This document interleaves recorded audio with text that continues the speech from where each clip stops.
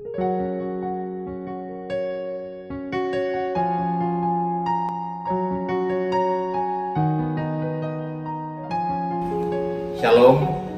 salam sejahtera bagi kita semua.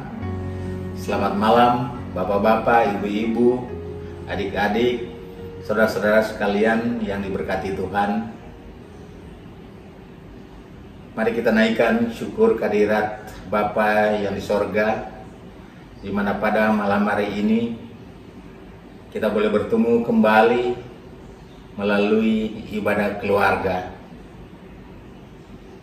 Salam buat saudara-saudara sekalian, terutama bagi saudara-saudara kita yang pada saat ini terbaring sakit, baik itu karena kenanya virus COVID-19 ataupun sakit-sakit lain yang diderita saat ini. Tentunya harapan kami,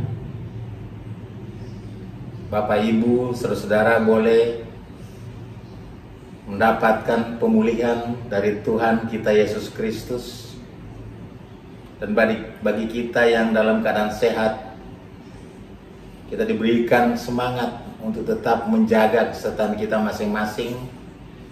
Bahkan dalam suasana situasi COVID-19 ini, saya mengajak mari kita tetap mentaati peraturan-peraturan yang sudah ditetapkan oleh pemerintah dengan prokes COVID-19-nya, antara lain memakai masker, mencuci tangan, menjaga jarak, dan lain sebagainya. Bahkan PPKM yang sudah diterapkan saat ini ada sedang berlangsung saat ini. Mari sama-sama kita taati. Bapak, Ibu, saudara, adik-adik yang diberkati Tuhan, pada malam hari ini kita akan mendengar kebenaran firman Tuhan yang terambil dari kitab Perjanjian Baru. Itu surat Paulus kepada jemaat di Roma. Terdapat di Roma 8 ayat 9 sampai dengan ke-11. Itu mari kita satu dalam doa. Bapa Surgawi, pada malam hari ini melalui ibadah keluarga, kami rindu mendengar kebenaran firman-Mu yang akan kami baca, kami dengar, kami renungkan bersama. Kami mohon Tuhan berkati, Tuhan urapi hamba-Mu akan menyampaikan kebenaran firman ini, agar hamba-Mu dapat berkata-kata dengan benar tentang kehendak Tuhan. Bahkan bagi Bapak, Ibu, saudara, adik-adik kami yang ada di rumah yang akan mendengar firman ini, Tuhan, boleh terberkati. Inilah doa kami, Bapa, yang kami alaskan hanya dalam nama Bapa, Putra, dan Roh Kudus. Amin. Mari kita buka Alkitab kita pada malam ini, yaitu Roma 8 ayat 9 sampai dengan ke-11 demikian. Tetapi kamu tidak hidup dalam daging, melainkan dalam roh, jika memang roh Allah diam di dalam kamu. Tetapi jika orang tidak memiliki roh Kristus, ia bukan milik Kristus. Tetapi jika Kristus ada di dalam kamu, maka tubuh memang mati karena dosa, tetapi roh adalah kehidupan oleh karena kebenaran. Dan jika roh Dia yang telah membangkitkan Yesus dari antara orang mati diam di dalam kamu, maka Ia yang telah membangkitkan Kristus Yesus dari antara orang mati akan menghidupkan juga tubuhmu yang fana itu oleh rohnya yang diam di dalam kamu. Demikianlah pembacaan firman Tuhan. Terpujilah Kristus. Haleluya. Bapak, Ibu, saudara-saudara, adik-adik yang diberkati Tuhan, tema renungan kita pada malam hari ini adalah atau berjudul Tanda Seseorang Milik Kristus. Kalau kita berbicara tanda, saya akan memberikan contoh. Apabila kita mengikuti suatu turnamen atau event besar di luar negeri, mengatasnamakan suatu negara, tentunya setiap negara itu mempunyai tanda masing-masing. Nah, kalau negara kita Republik Indonesia, sama-sama kita tahu bahwa tanda yang terpampang di dada daripada atlet-atlet kita itu adalah Garuda Pancasila, atau tanda lain adalah bendera Republik Indonesia. Apa gunanya tanda itu? Tentunya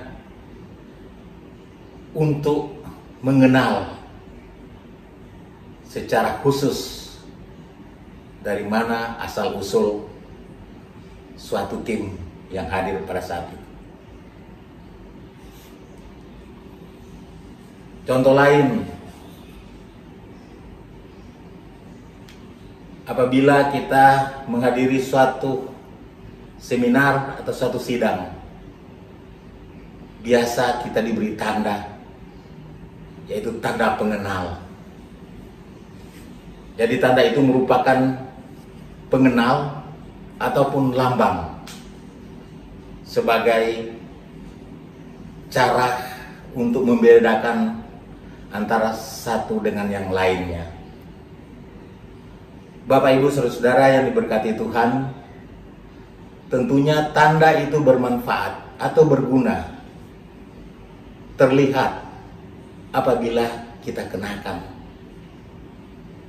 Tapi kalau kita tidak mengenakan tanda, walaupun kita punya tanda, tentunya ini tidak ada faedahnya sama sekali. Nah, Bapak, Ibu, saudara-saudara yang dikasihi Tuhan, pembacaan kita pada malam hari ini merupakan surat Rasul Paulus kepada jemaat Kristen yang ada di Roma, di mana jemaat Kristen pada saat itu hidup di dalam tekanan, baik daripada imam-imam besar maupun para penguasa Romawi.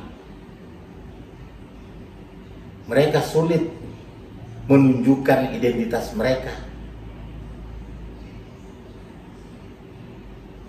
Oleh sebab itu, kehadiran atau surat yang dikirimkan oleh Rasul Paulus itu merupakan surat penggembalaan yang memberikan dorongan, kepercayaan, atau semangat untuk senantiasa memegang teguh iman percaya kepada Yesus Kristus dalam situasi dan kondisi apapun.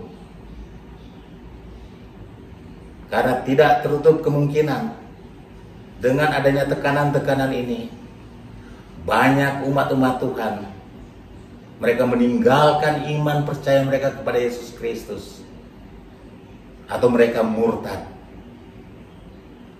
Nah, Bapak, Ibu, saudara-saudara yang diberkati Tuhan, tentunya pada saat ini, dalam kondisi COVID-19, situasi dan kondisi yang sama juga dapat kita rasakan. Kita tidak bebas untuk melakukan kegiatan-kegiatan ritual, kegiatan-kegiatan rohani kita.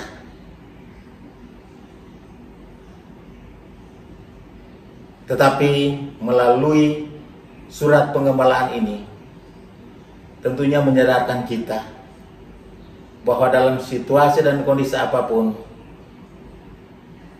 kita diingatkan kembali, jangan sekali-kali kita meninggalkan iman kita pada Yesus Kristus sebagai wujud nyata kasih Allah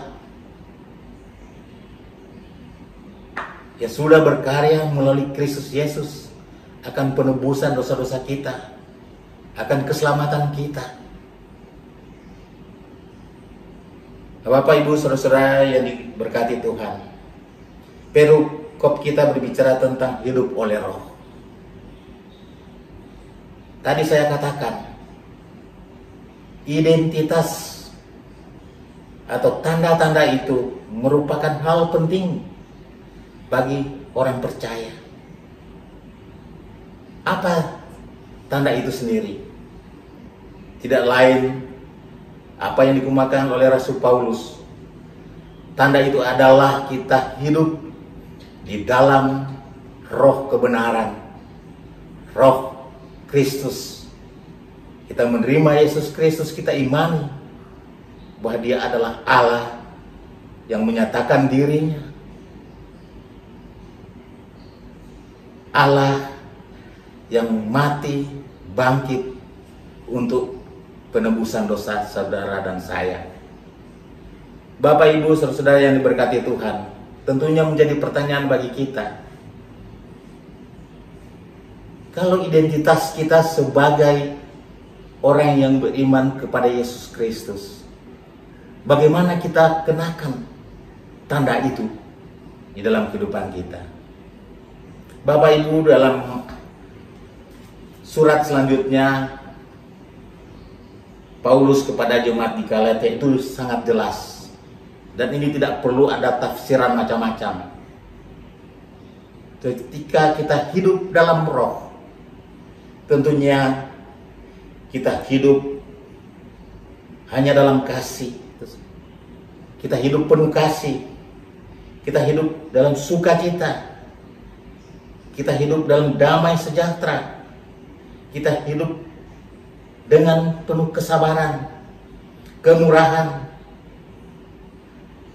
kebaikan, kesetiaan, lemah lembutan, dan penguasaan diri. Itulah hal-hal yang perlu kita tampakkan, kita refleksikan di tengah-tengah keberadaan kita dalam kehidupan kita hari lepas hari. Walaupun sekali lagi saya katakan, kita sudah punya tanda, yaitu kita punya roh kebenaran, roh Kristus ada dalam kita, tetapi kita tidak bisa merefleksikan dalam kehidupan kita hari lepas hari. Tentunya itu adalah kesia-siaan. Bapak, Ibu, saudara-saudara yang dikasihi Tuhan, apa yang kita lakukan, kita hidup melalui roh. Bukan usaha kita untuk mendapatkan keselamatan, tetapi itu merupakan ungkapan syukur bahwa kita sudah menerima keselamatan itu atas pengorbanan Yesus Kristus. Dalam kondisi saat ini, jangan situasi seperti COVID ini menjadi penghalang bagi kita, terutama dalam kita melakukan ibadah. Melalui teknologi yang canggih seperti ini, kita mengucap syukur, kita boleh mendengar kebenaran firman Tuhan, kita boleh dikuatkan, kita boleh dinasihati.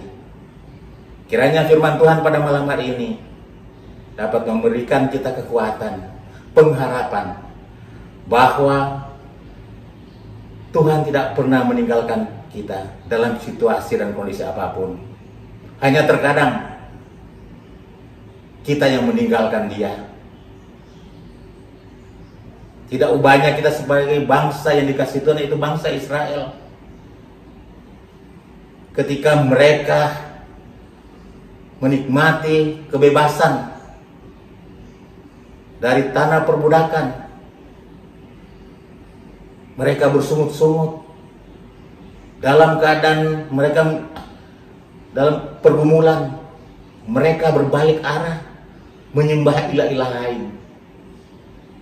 Tentunya ini pelajaran yang berharga bagi kita. Ini yang dimaksud juga oleh Rasul Paulus. Jangan pergumulan yang kita terima itu menjadikan kita berpaling kepada ilah-ilah lain.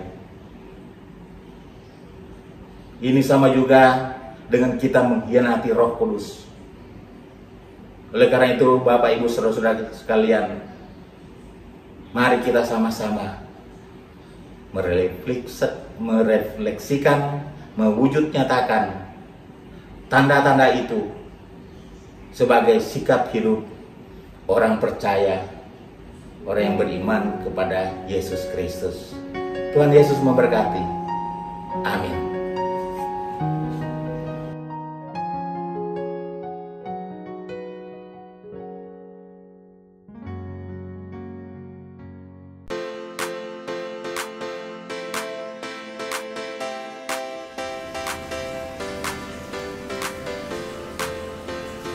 Shalom, kami Satgas Pencegahan dan Penanganan COVID-19 GPIB Jemaat Pelita Hidup Depok akan menginformasikan 5 hal penting apabila jemaat terpapar COVID-19.